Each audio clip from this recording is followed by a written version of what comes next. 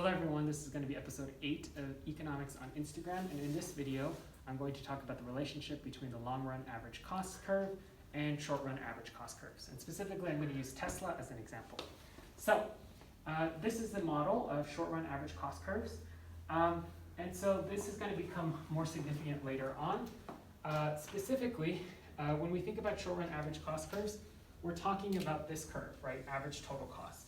Right, we're going to see the relationship specifically between the short-run average total cost and the long-run average cost curve. And specifically, as you can see here, that the long-run average cost curve is lower at every single point compared to the short-run average cost curves here. We can see that it actually envelops 3 short-run average cost curves, specifically 3 short-run average cost curves that I used, so we can kind of hone our analysis. Okay, so first, we can think of the short-run average cost curve 1, symbolized in red. Again, just being an average total cost curve. Remember, average total cost curves include fixed costs and variable costs. Fixed costs being capital, so wealth used to create other wealth. And so fixed costs for Tesla, like a big fixed cost, would probably be the rental rate of their actual production of the car factories. And variable costs, right? So including labor, all sorts of stuff.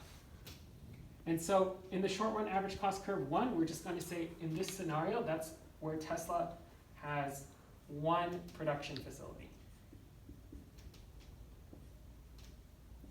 Like 1 big factory to make electric vehicles. In short run average cost curve 2, symbolized by the blue, we're going to say that's a scenario in which Tesla has 2 production facilities, so 2 factories. And then in short run average cost curve 3, symbolized by the purple, we're going to say that's a scenario in which Tesla has 3 factories, right? Again, we're just assuming that the factories are the same size, so we can kind of get the intuition behind this curve. And specifically, this kind of makes sense.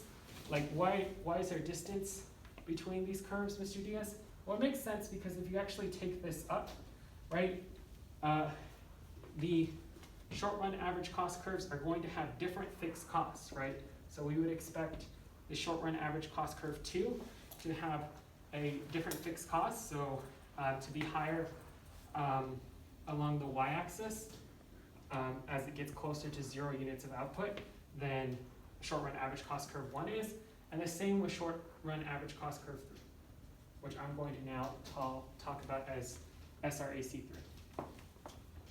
But this is important, right? Because in the short run, we said that 1 factor of production is fixed and 1 is variable. So in this case, capital is fixed.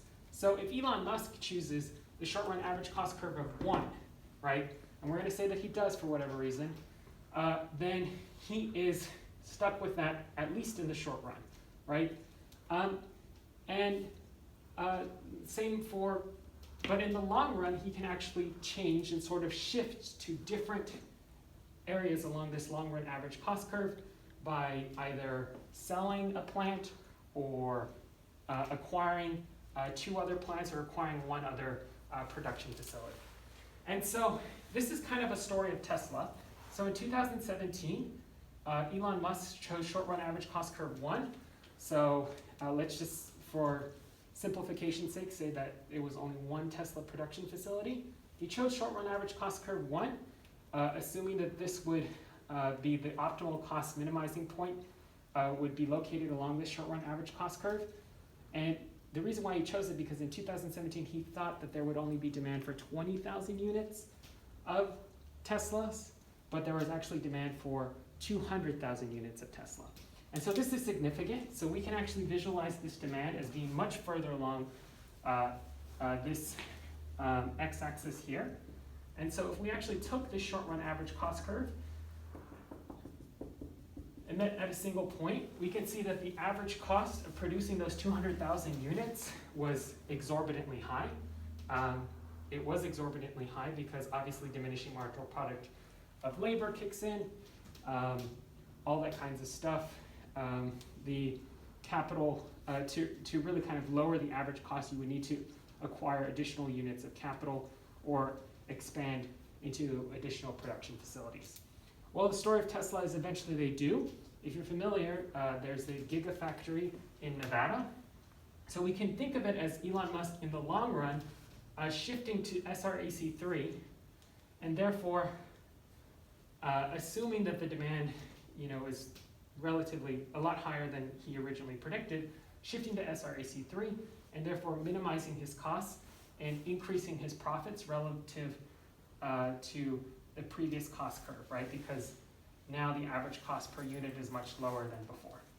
Now we can also imagine a situation in which Elon Musk overplayed his hand, which there are other car makers that are starting to enter the electric car market, and where the demand for Teslas falls, and we can visualize that as sort of a leftward movement along this x-axis.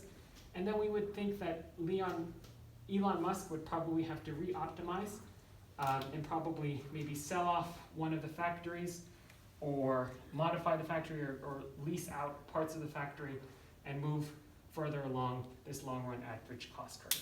So the idea behind the long-run average cost curve is that it envelops short-run average cost curves, and that you can, both capital and labor are variable in the long run. Okay, we're done.